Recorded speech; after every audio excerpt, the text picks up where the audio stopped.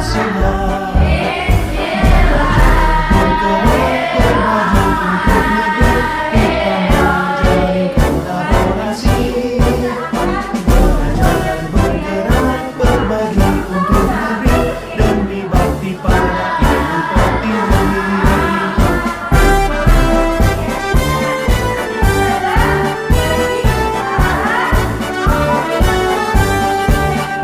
Buatkan tekad, kuatkan hati, negeri ini memandang kawan.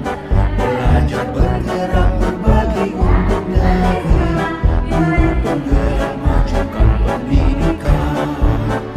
Guru penggerak menghamba pada murid, kreatif rancang pembelajaran. Hargai potensi, tingkatkan prestasi, lahirkan profil pelajar Pancasila.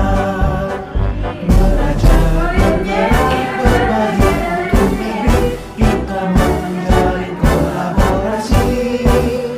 Belajar bergerak berbagi untuk negeri, demi bakti pada Ibu Pertiwi. Belajar bergerak berbagi untuk negeri, kita menjalin kolaborasi. Belajar bergerak berbagi untuk negeri, demi bakti pada Ibu Pertiwi. Demi bakti pada Ibu Pertiwi.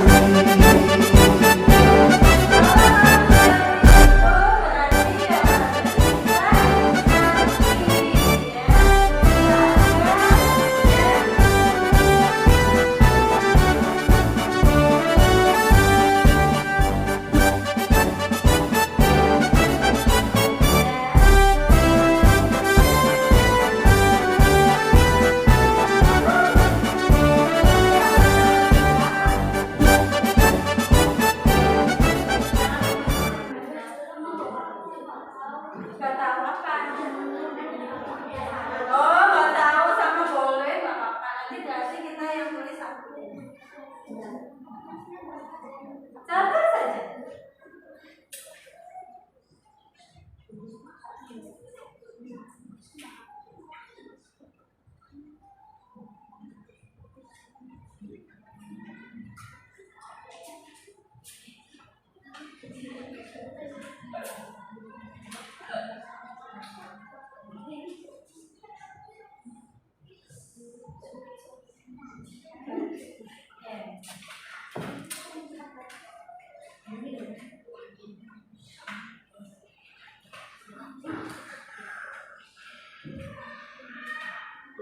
Sudah?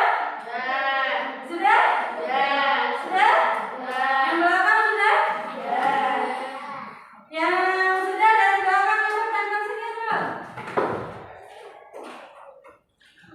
Ayo.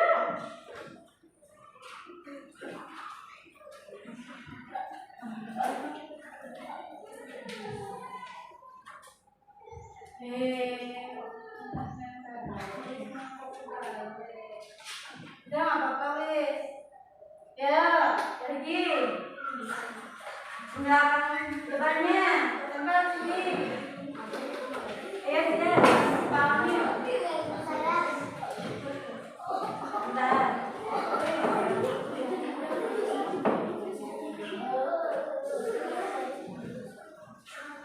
Ayo yang depannya. Sini sebelah. Oke, ya yang depan, Asmin.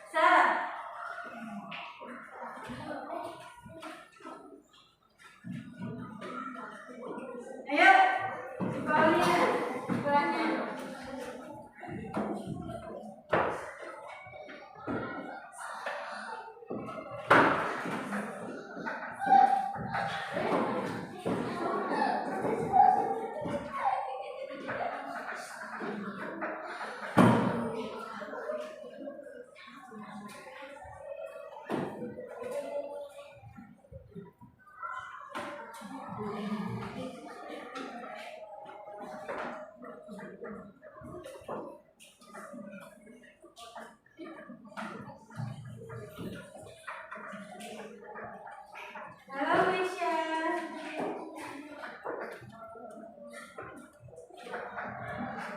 Apa sih? Ada yang mau bantuin Ustazah bacain sini Ali? Ya Ali. Fokus. Baca Ali yang atas nih.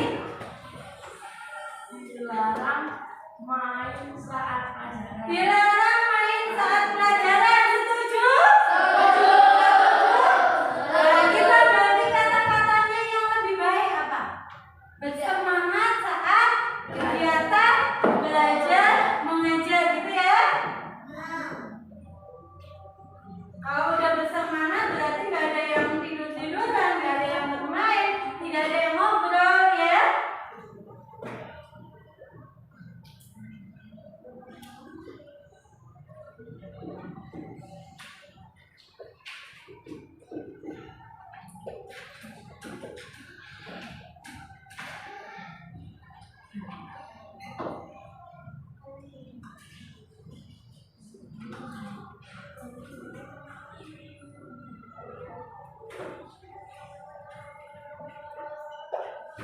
Yang kedua nih, Dilarang meninggalkan piket kelas. dilarang meninggalkan piket kelas. Setuju? Setuju. Kata-kata yang baik apa ya?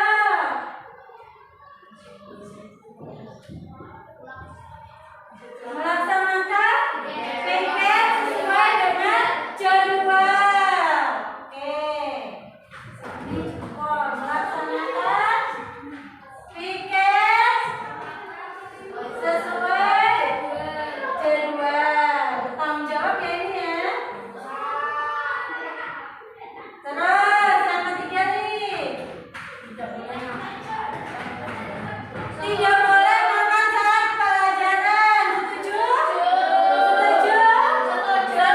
Kata-katanya yang baik bagaimana? Makan pada waktu istirahat. Berarti kalau selain istirahat berarti tidak boleh makan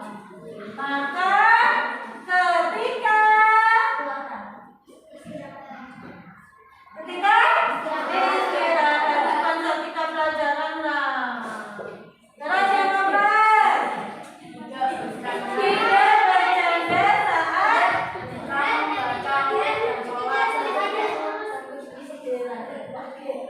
ya, terima kasih.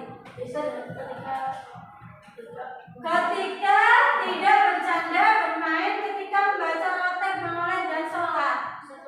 Setuju? Setuju. Dari ini kata-katanya apa nih?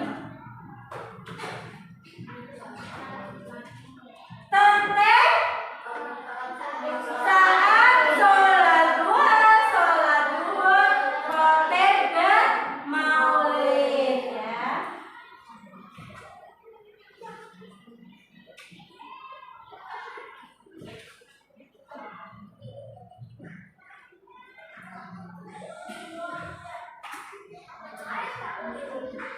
Sholat apa lagi? Sholat duhur, terus khotib dan maulid. Oke, yang kelima apa nih? Tidak boleh berteman atau berbisnis. Tidak boleh mengejek teman atau berarti kita apa itu pesannya? Stop bullying. Stop bullying.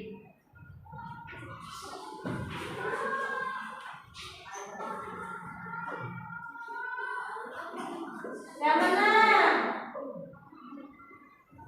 Tidak boleh membuang sampah sembarangan. Tidak boleh membuang sampah sembarangan. Terus kata-kata yang baik apa nih? Jangan tidak boleh membuang sampah pada tempatnya. Oke.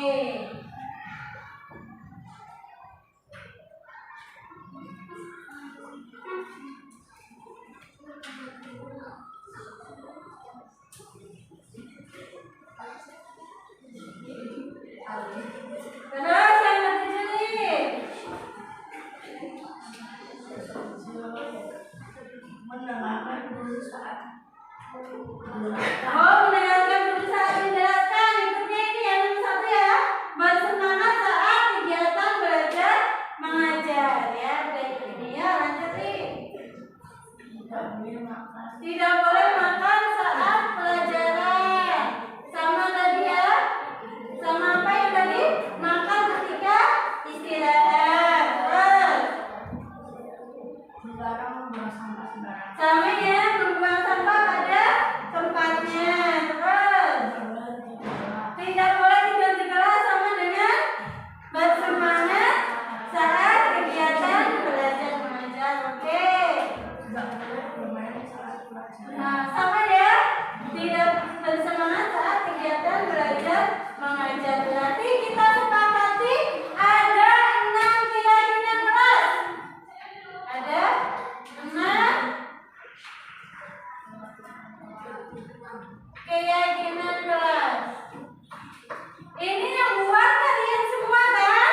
Ya, berarti kita harus melaksanakan dengan baik. Oke, ingat kata-kata ini yang dari kalian sendiri ya. Nah, yang pertama apa kita baca? Oke, setuju? Yang kedua? Setuju? Ini dari kamu juga. Yang ketiga? Oke, setuju? Yang keempat?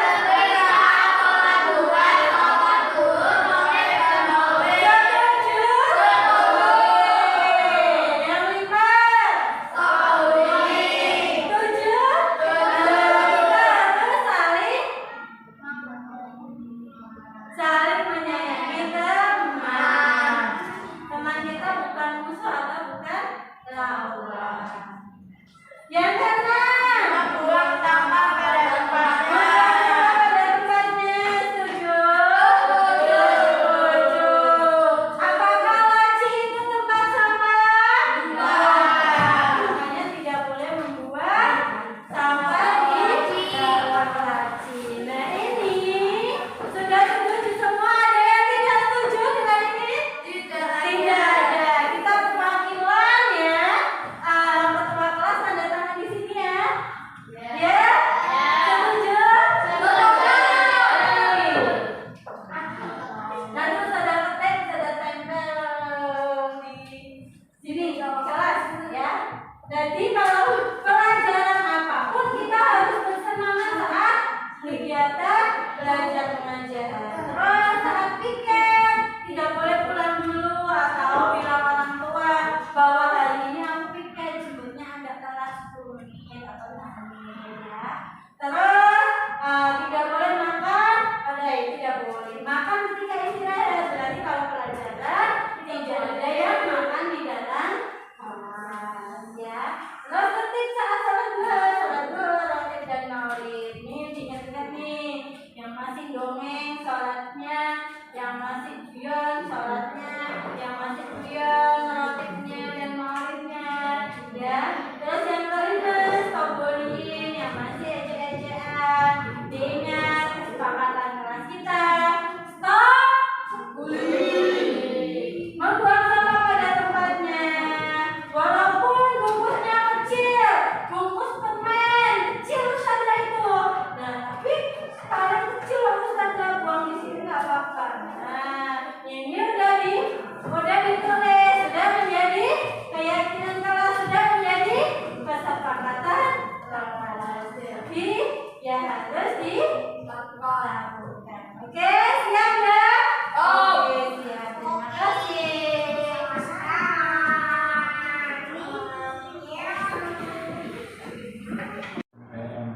M juga ya, yang setelah literasi selesai nanti minggu depan membuat Aksi nyata budaya positif, aksi nyata budaya positif. Nah, mari kita dengarkan penjelasan dari Ustaz Ustazah. Jadi selanjutnya saya serahkan kepada Ustazah ini. Monggo.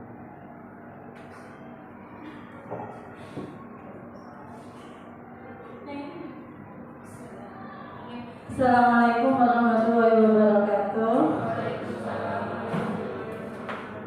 Terima kasih Ustazah yang sudah meluangkan waktu mengikuti diseminasi budaya positif.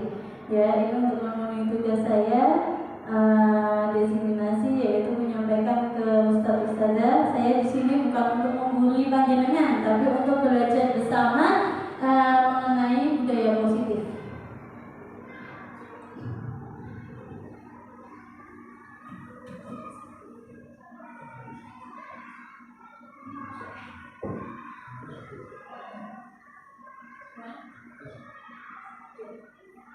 Di sini ada pertanyaan formatif. Ustazah bisa membaca ya. Yang pertama yaitu memberi hukuman dapat mendisiplinkan siswa. Panjenengan setuju atau tidak setuju?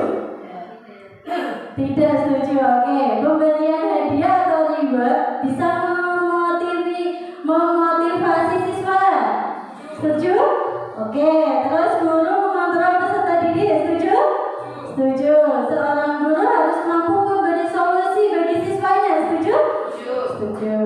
Oke, nanti kita bahas bersama-sama setelah ini. Nah, kita di sini akan belajar bersama mengenai topik yang pertama yaitu disiplin positif dan nilai-nilai kebajikan universal. Terus teori motivasi, hukuman, penghargaan, restitusi. Terus yang ketiga yaitu keyakinan kelas. Apa itu keyakinan kelas?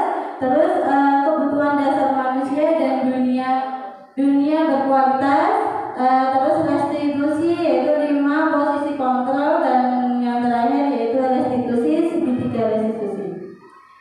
Yang pertama tadi disiplin positif. Apa sih disiplin positif dan nilai-nilai kebajikan universal? Teori kontrol ini yaitu mengilustrasi guru mengontrol murid. Terus ilustrasi bahwa semua penguat positif, efektif dan bermanfaat. Terus ilusi bahwa kritis dan memuat orang merasa bersalah dapat menguatkan karakter. Terus ilustrasi bahwa orang dewasa itu memilih hak untuk memaksa. Nah, apa sih makna disiplin? Kalau disiplin di sini kan kita harus didahului dengan gurunya dulu ya. Kalau gurunya bisa mencontohkan disiplin, maka anak juga akan meniru juga disiplin. Oke, waktu itu saya pernah ditanya sama anak kelas 5. Kebetulan saya udah tidak mengajar BTK dan berangkat jam 7 kurang seperempat sampai sekolah. Ustaz telat, bilangnya gitu. Tak catat ya, yang jaga depan itu bilangnya gitu. Nah, terus saya bilang, maaf ya, kalau yang berangkat setengah 7 itu bagi ustaz-ustaz yang mengajar BTK. Kalau ustaz yang nggak mengajar BTK, maka berangkat jam 7. Itu berarti bahwa kita guru itu untuk percontohan anak didik kita, ya. Terus kalau kitanya masuknya telat, berarti jangan salahkan anak kita terlambat, ya. Terus makna disiplin di sini yaitu seseorang yang memiliki disiplin diri, berarti mereka bisa bertanggung jawab terhadap apa yang dilakukannya, karena mereka mendasarkan tindakan mereka pada nilai-nilai kebajikan universal. Dalam hal ini, Ki Hajar mengatakan pertanggungjawaban itulah yang selalu menjadi sisihan hak dan kewajiban dari seorang yang pegang kekuasaan dan pimpinan dalam umumnya. Adapun artinya tidak lain ialah orang tidak harus mempertanggungjawabkan dirinya serta tertibnya laku diri dari segala hak dan kewajiban. Misal disiplin itu tidak hanya berangkat tepat waktu, ya. Disiplin juga kita masuk kelas, ya. Kadang saya juga kalau kita sudah mendengar bel, itu kita harus masuk kelas juga, itu termasuk disiplin. Bukan hanya kita berangkat pagi, tapi kita juga masuknya kelas itu terlambat, berarti itu juga belum disiplin. Jadi disiplin bukan berarti kita berangkat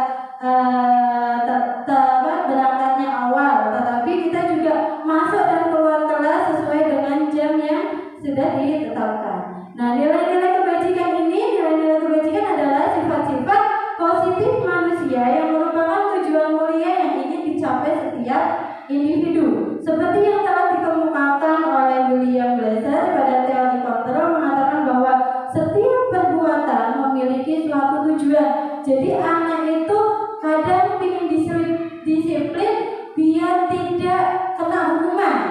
Terus anak itu ingin disiplin karena mendapat reward tadi ya, yang tadi pematik tadi. Terus ada anak itu yang disiplin tapi dalam dirinya yang itu tanggung jawab saya. Kita itu tanggung jawabnya ya mulai belajar disiplin dari sejak dini atau enggak kita berangkat disiplin, berangkat awal itu biar tidak dipotong gaji ya. Terus ada yang kita memang biar dapat SOP ribet kan gitu. Terus ada yang berpikiran bahwa yo kita itu memang harus disiplin, bukan karena ribet, bukan karena SOP yang biar tidak dipotong denda ya. Tuh, terus dia dosen mengatakan bahwa dengan mengaitkan nilai-nilai kebajikan yang diyakini seseorang, maka motivasi intrinsiknya akan terbangun sehingga menggerakkan motivasi dari dalam untuk mendapat mencapai tujuan yang mulia. Terus ada 3 motivasi perilaku manusia. Yang pertama yaitu tadi ya, untuk menghindari ketidaknyamanan atau hukuman. Itu motivasinya biar tidak datang terlambat, biar tidak dipotong gaji kalau kita ya. Terus untuk mendapatkan imbalan atau penghargaan kayak SOP. Nah yang ketiga ini yang menjadi orang mereka inginkan dan menghargai diri kita sendiri dengan nilai-nilai yang mereka percayai. Jadi dalam diri kita memang beranggapan bahwa disiplin itu harus kita lakukan ya, bukan karena hukuman, bukan karena penghargaan. Terus ada 5 kebutuhan dasar manusia. Yang pertama yaitu kebutuhan dasar bertahan hidup, terus kasih sayang, kesenangan, kebebasan, dan kekuasaan. Nah, seperti di sini kita akan belajar tadi tentang penghubung dan konsekuensi.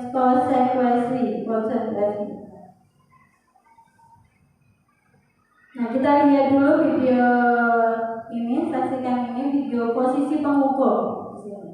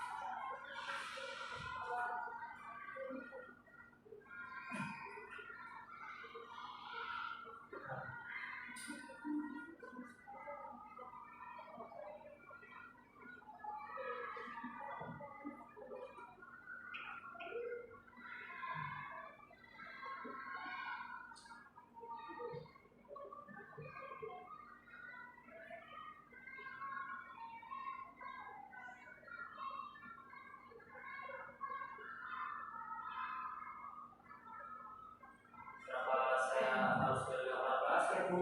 Maaf ya. Kenapa? Kamu tolak ibu. Berani.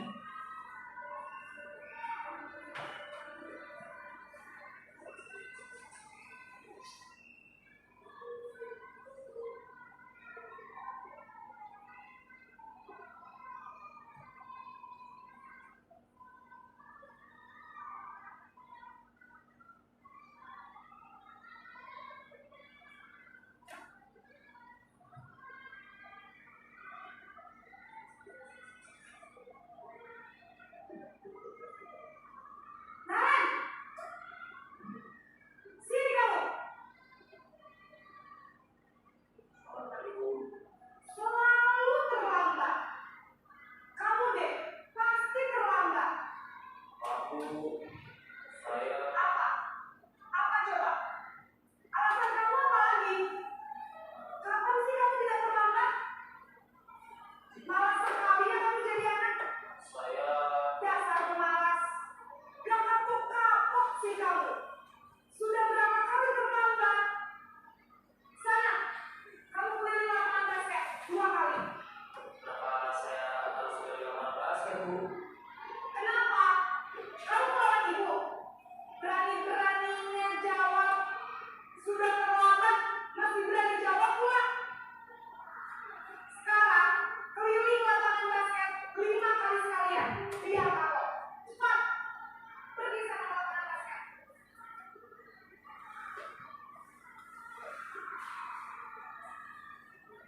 Sudah ya, tadi yang kita lihat yaitu posisi apa tadi? Posisi apa? Penghukum. Di situ penghukum itu guru tidak mau mendengarkan apa sih keluhannya ya.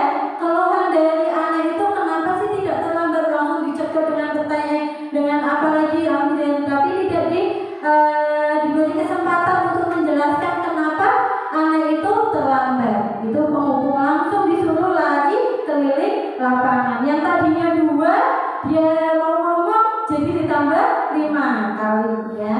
Terus nah yang tadi yaitu posisi penghukum itu ciri-cirinya dengan nada tinggi, terus bahasa tubuh yang matanya melotot, terus jari menunjuk-nunjuk. Nah itu mengerti. Terus dampak pada muridnya itu kemungkinan itu anak bisa marah kepada kita, jadi pendendam sifatnya ya.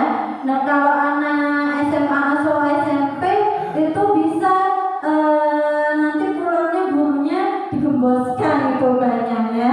Tapi kalau anak SD ya nggak sampai seperti itu. Nah ini biasanya nah ini kalau karena jengelnya murid-muridnya bisa mencoret-coret buku dengan kemarahannya, terus menulis-nulis apa yang ada, mencoret-coret di meja. Terus lebih buruk lagi, sepulang sekolah murid itu melihat motor sama atau mobil bapak atau ibu guru yang tadi tidak mau menjelaskan penjelasan kita, itu dengan jengkelnya itu bisa menghembuskan ya, pakai paku atau dipuntir itu ya. Terus yang selanjutnya ini ada yang kedua, kita saksikan di sini ada posisi pembuat merasa bersalah.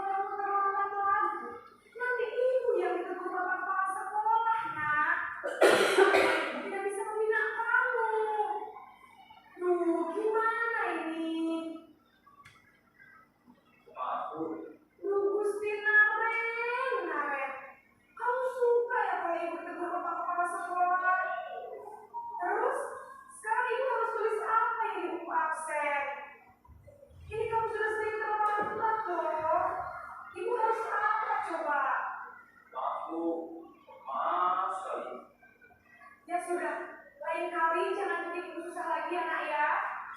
Ibu tidak akan pulang lagi kalau kamu begini terus. Bisa jantungan kalau ibu ditegur bapak kepala sekolah. Sekarang cepat ke kelas. Maaf ya Bu, maaf sekali. Nah, yang kedua ini yaitu membuat merasa bersalah. Jadi ada kata-kata karena kamu terlambat nanti ibu yang ditegur sama kepala sekolah. Berarti kalau ibu guru yang ditegur kepala sekolah berarti sama saya ya, yaitu murid merasa bersalah. Terus ada kata-kata tadi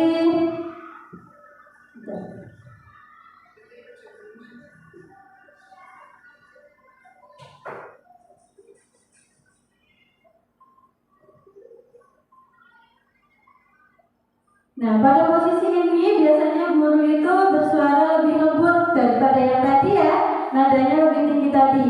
Membuat merasa bersalah akan menggunakan keheningan yang membuat orang lain merasa tidak nyaman dan bersalah atau rendah diri. Nah, dampak dari tadi itu murid akan merasa bersalah telah mengecewakan ibu dan bapak gurunya. Jadi ada kata-kata tadi, kalau kamu kayak gini apa kamu gak kasihan sama ibu? Kalau kamu terlambat, ibu yang bakal ditegur sama kepala sekolah. Nah ini, terus kendalanya sikap seperti ini lebih berbahaya dari sikap penghubung karena emosi akan tertanam rapat di dalam murid menahan perasaan. Terus yang ketiga,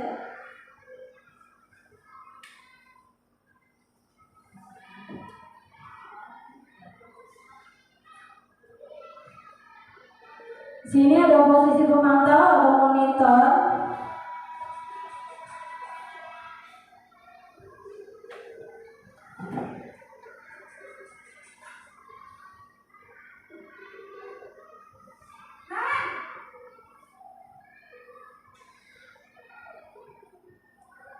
Ibu, Kemarin, apa peraturan sekolah kita tentang jam berapa kita harus masuk sekolah nak? kita harus di sekolah jam 7 Bu. Iya betul, sekarang sudah jam 7.20. Kalian sudah tahu konsekuensinya jika terlambat hadir? Paham Bu, saya harus tinggal kelas pas jam istirahat selama 20 menit. Ya benar, konsekuensinya demikian. Jadi nanti jam 9.30 pas istirahat, kamu harus tinggal di kelas, kerjakan tugas tambahan untuk ketinggalan kamu, ya. Baik Bu.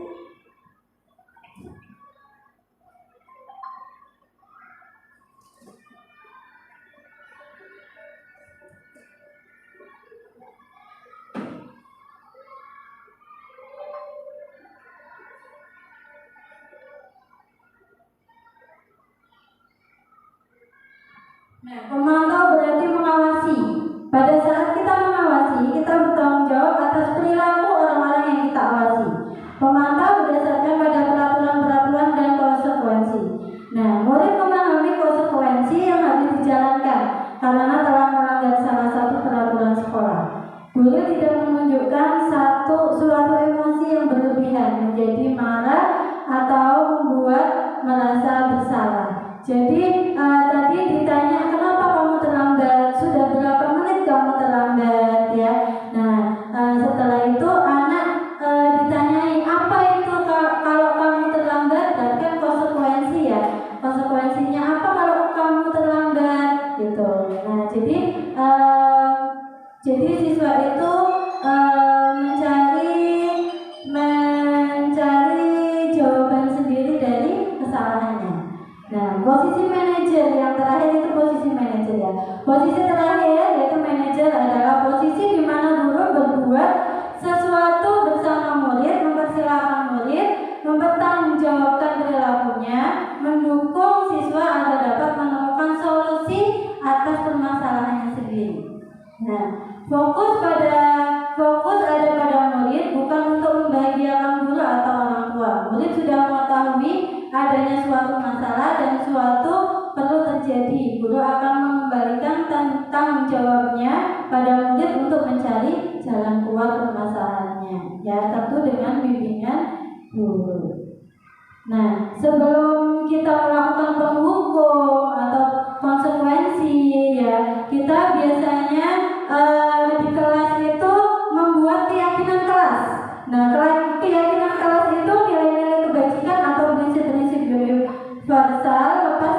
perbedaan agama, suku, negara, dan bahasa. Nah, jadi keyakinan kelas itu seperti dengan peraturan di kelas. Jadi misal anak hadir tepat waktu, terus menghargai guru yang sedang menjelaskan, ya, jadi tidak mendongeng sendiri atau pelajaran sambil makan, gitu. Terus mengapa keyakinan kelas? Mengapa tidak peraturan kelas saja? Nah, menekankan pada keyakinan seseorang akan lebih memotivasi. Jadi kalau peraturan itu anak-anak sudah kalau kata peraturan itu anak-anak sudah kayak takut dengan kata-kata peraturan. Nah, di sini alangkah baiknya menggunakan keyakinan kelas. Nah, keyakinan kelas ini dibuat dengan persetujuan siswa tersebut. Jadi anak-anak diminta untuk apa sih membuat keyakinan kelas sendiri. Jadi anak ini mengatakan apa, ini apa, ini apa, ini apa. Terus kita bantu anak-anak untuk meyakinkan keyakinan kelas itu, membuat keyakinan kelas itu biar sesuai dengan keinginan siswa tersebut. Nah, dari keyakinan kelas itu, semisal ada anak yang melanggarnya, maka ia mendapatkan konsekuensinya. Nah, kalau penghukum itu jadi kalau guru anak melakukan salah tapi tidak ada kesepakatan bersama. Jadi anak melakukan salah langsung dihukum, tidak ada di keyakinan kelas, ya. Semisal anak waktu itu belum dibuat keyakinan kelas, terus anak tidak mengerjakan PR, terus disuruh berdiri di pojok, itu namanya penghukum. Tapi kalau sudah dibuat keyakinan kelas, ternyata besoknya ada anak yang tidak mengerjakan PR, di situ wajib keyakinan kelasnya mengerjakan tugas dengan disiplin, misalnya mengumpulkan dengan pada waktunya. Nah, itu baru setelah anak sudah membuat keyakinan kelas, anak melanggarnya, berarti itu termasuk konsekuensi, ya.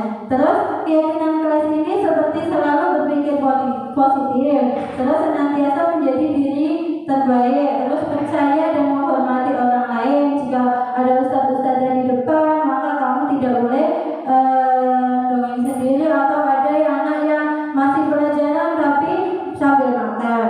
Terus berkomitmen terhadap setiap tugas. Nah, ini namanya mengerjakan tugas PR atau tugas kelompok.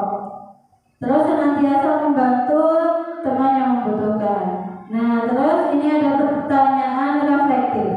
Di sini ada Irfan kurang menguasai pelajaran matematika, sehingga pada saat pelajaran tersebut berlangsung, dia lebih banyak berdiam diri atau menggambar di buku pelajarannya.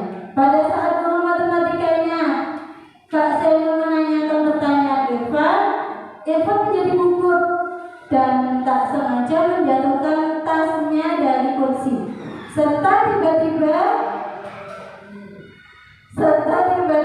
menjadi gagap pada saat berupaya menjawab.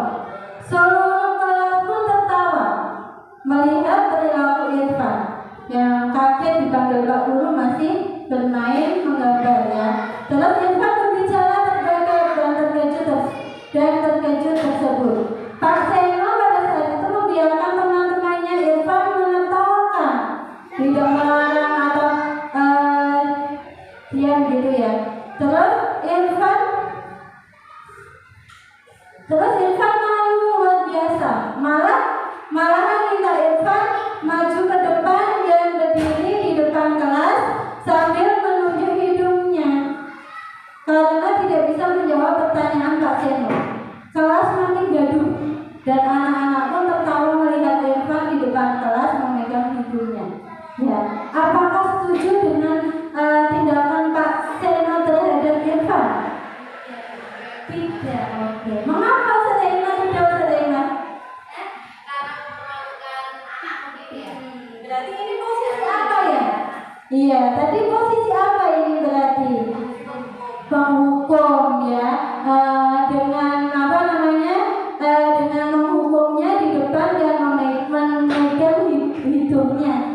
pelajaran ya.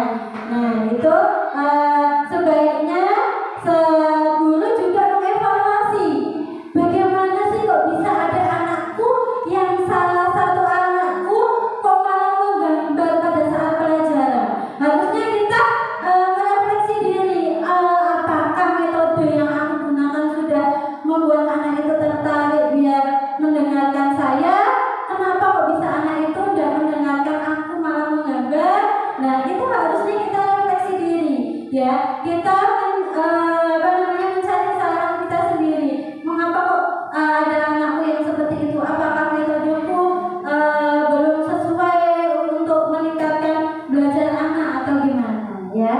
Terus menurut Anda tindakan keadilan terhadap Ivan adalah penghukum atau konsekuensi? Tadi sudah dijawab ya, yaitu posisi penghukum. Tidak mendengarkan dulu tuh. Kenapa sih kamu kok menggambar tidak menjelaskan, tidak mendengarkan Pak Guru sedang menjelaskan? Langsung dihukum untuk berdiri di depan. Terus apa sih itu hukuman? Hukuman itu bersifat tidak terencana atau tiba-tiba. Anak atau murid tidak tahu apa yang akan terjadi dan dilibatkan. Hukuman itu bersifat satu arah seperti tadi ya, bersifat satu arah. Intinya bahwa penghukum itu tidak ada kesepakatan. Misal kalau Pak Gurunya sebelum mulai pelajaran kita akan belajar ini, ya kamu tidak boleh mendongeng sendiri atau menggambar-gambar yang tidak jelas, harus mendengarkan Pak Guru di depan. Itu kalau ada kata-kata seperti itu berarti ada konsekuensinya nanti kalau kamu menggambar. Pada waktu itu Pak Irfan langsung menghukumnya dan tidak mendengarkan alasan dari siswa tersebut ya. Terus apa sih itu konsekuensi? Nah konsekuensi ini ada kesepakatan antara kedua belah pihak. Kalau kamu melanggar berarti kamu akan dapat sanksi ini ya gitu. Nah ini konsekuensi adalah terencana yang sudah disepakati antara guru dan murid. Umumnya bentuk-bentuk konsekuensi itu dibuat oleh pihak guru atau sekolah dan murid sudah mengetahui sebelumnya. Konsekuensi yang akan diterima bila ada pelanggaran, maka konsekuensi biasanya murid tetap tidak nyaman untuk jangka waktu pendek. Konsekuensi biasanya diberikan berdasarkan suatu data yang umumnya akan dihukum, misalnya 3 kali tugasnya tidak diselesaikan, maka batas waktu yang diberikan atau murid melakukan kegiatan di luar kegiatan pembelajaran, misalnya mengobrol, maka murid tersebut akan kehilangan waktu bermain dan harus menyelesaikan tugasnya karena ketinggalannya. Terus peraturan atau konsekuensi yang mengikuti ini sudah tidak diketahui sebelumnya oleh murid. Yang sudah diketahui sebelumnya oleh murid, sifat guru di sini senantiasa memonitor murid ya. Terus ini ada pilihan nih. Ini termasuk hukuman atau konsekuensi. Lari mengelilingi lapangan basket 2 kali menurut Ustaz Abdullah, hukuman atau konsekuensi Ustaz Abdullah?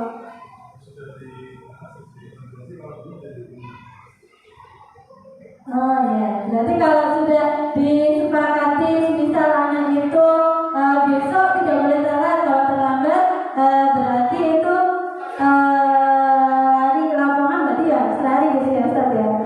Ya. Terus membersihkan coretan yang dibuat di meja, itu termasuk hukuman atau konsekuensi.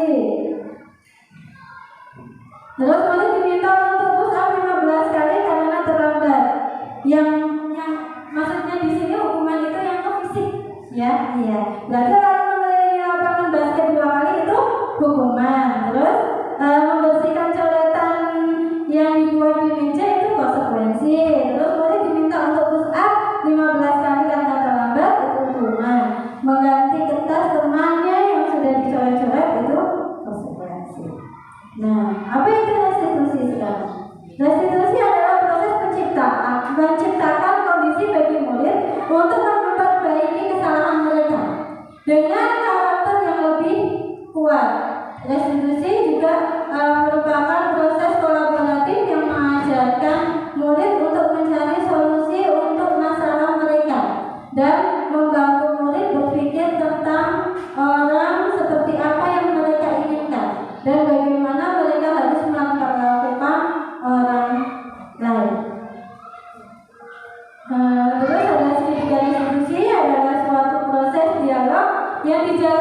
oleh guru dan orang tua agar dapat menghasilkan murid itu mandiri dan bertanggung jawab.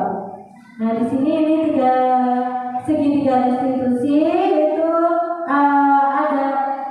Nah, ini ada keyakinan keras apa yang telah disepakati. Terus kamu ingin yang pertama ya, terus kami ingin menjadi orang yang seperti apa. Terus kamu bukan satu-satunya orang yang pernah melakukan kesalahan ini.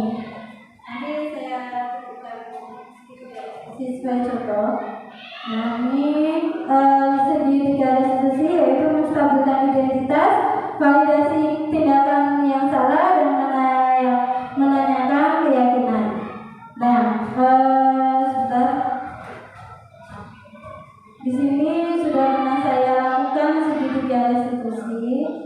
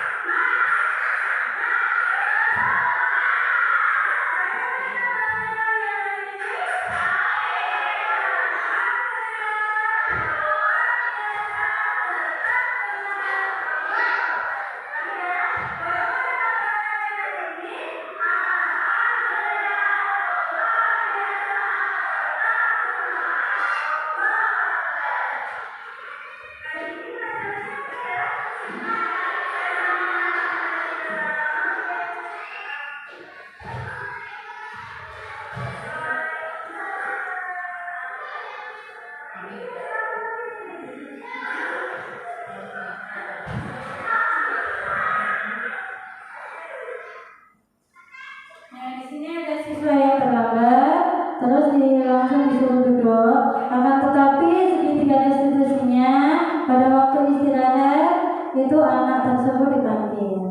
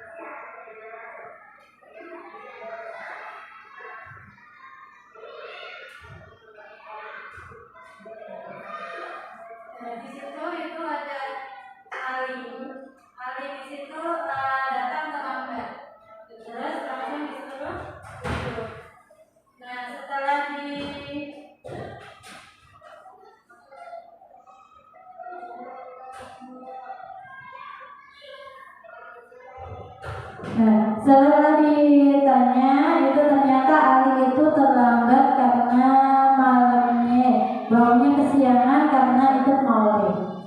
Nah, terus saya tanya, maulid itu iya, maulid itu bagus, tapi Ali kan seorang siswa. Kalau seorang siswa itu lebih wajibnya Ali kan belajar menuntut ilmu. Jadi biar Ali tidak terlambat lagi, berarti Ali boleh ikut maulid, tapi dengan catatan tidak sampai malam. Jadi kalau jam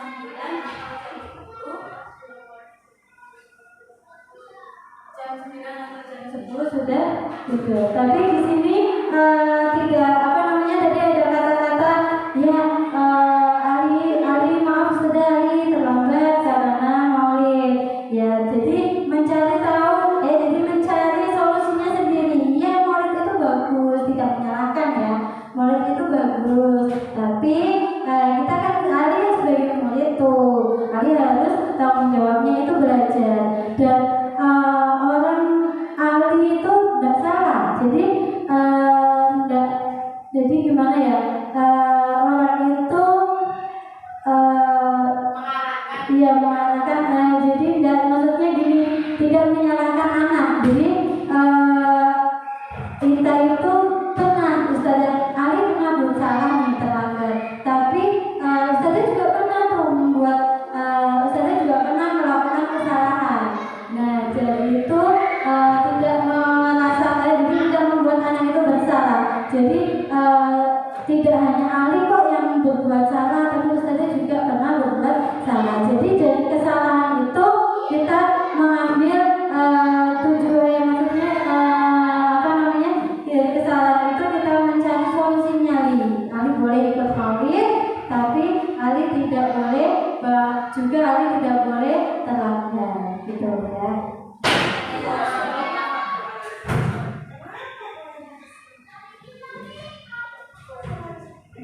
Ini yang agak sering ya di saat pelajaran itu masih ada yang makan. Ini ada yang makan, terus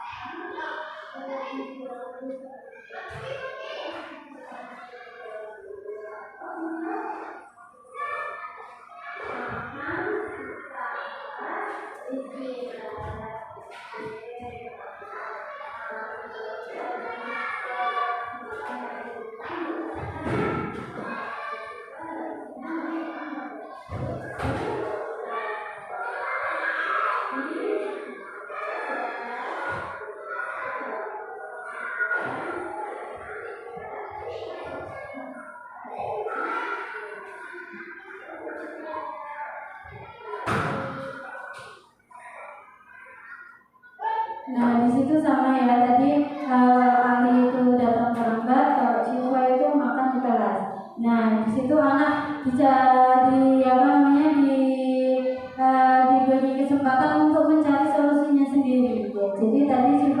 bilang sarapan terlebih dahulu sebelum berangkat, atau kalau nggak sempat berarti makan pada waktu istirahat. Nah, ternyata ini budaya positif ini ternyata ada materinya di PMM. Coba kita buka PMM kita biar sekalian itu ya. Ya, mana yang itu nama merdeka mengajar sekarang.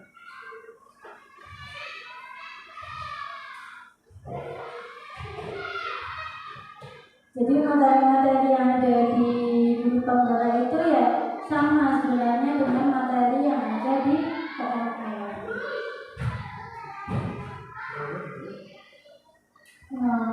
Budaya positif bisa.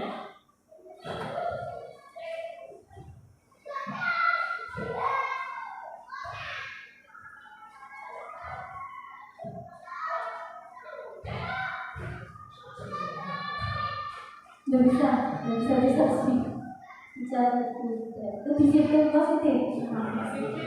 Ya disiplin positif, maaf. Ya.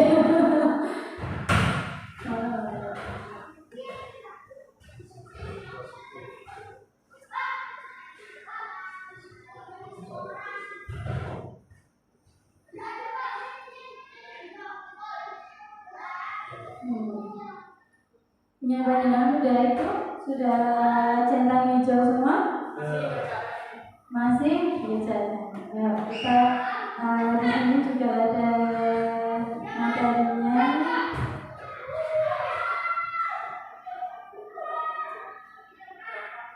Menghindari perilaku dipaksa dulu nanti terbiasa. Kita mengambil video misalnya. Sudah merah udah hijau? Ini sudah merah? Yang apa disiplin Disiplin positif.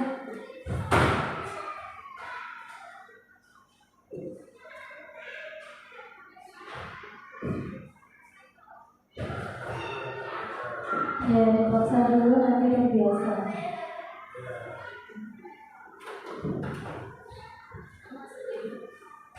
Masih gitu. Sudah, punya sadar jadi sekalian hijau ya.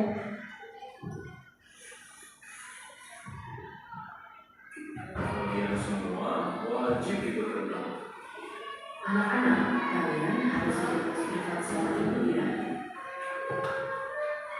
Ini kan gampang, masih gitu aja nggak bisa.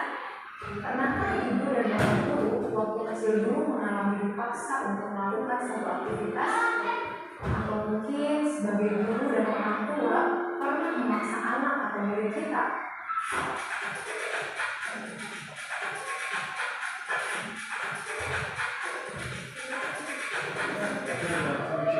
Memaksa terkadang bisa berhasil setidaknya untuk jangka pendek.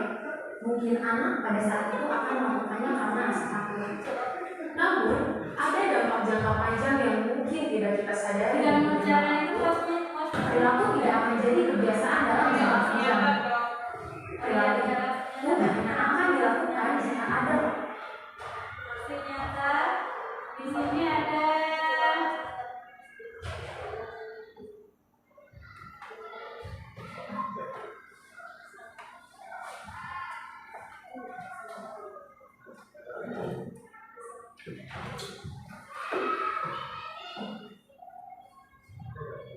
Nah, ini aksi nyatanya boleh ya, boleh membuat keyakinan kelas seperti yang tadi itu ya.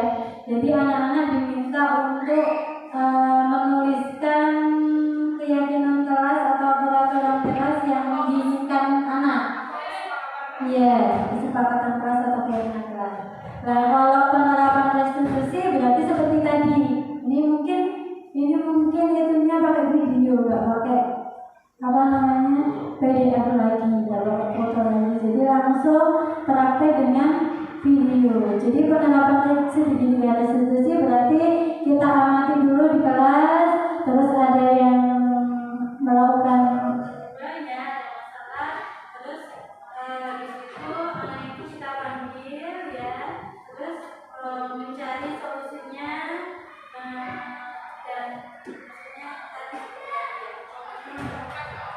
yang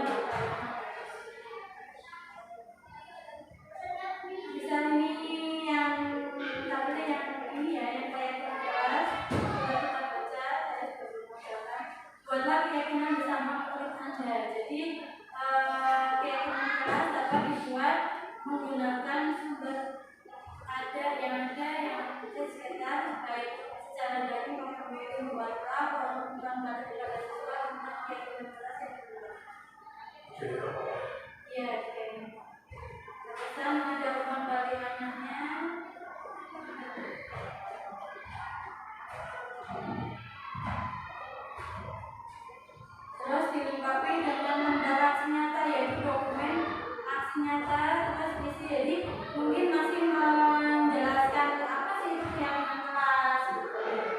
Terus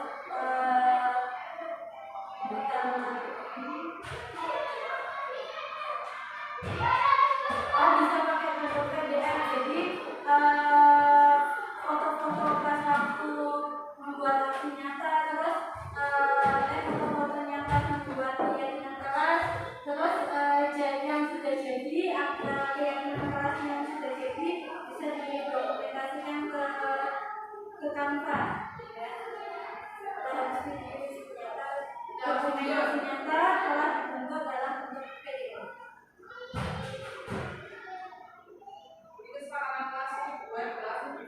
Iya. Tapi anak-anak juga diikutkan, jadi anak-anak dikasih kayak tas makanan itu sih ya, itu di proses juga ya pembuatannya, terus anak-anak nempel, terus dibahas satu-satu tuh yang sama, yang itu jadi satu. Ya, diarahkan ke kalimat yang baik. Gimana? Mengapa bisa pakai yang ini, yang tadi yang restitusi atau yang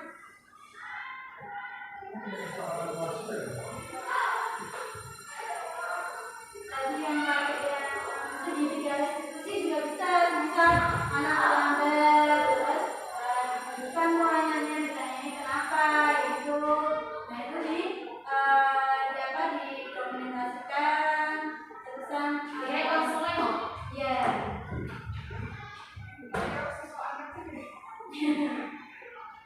Terus ada lagi yang selain keyakinan kelas, selain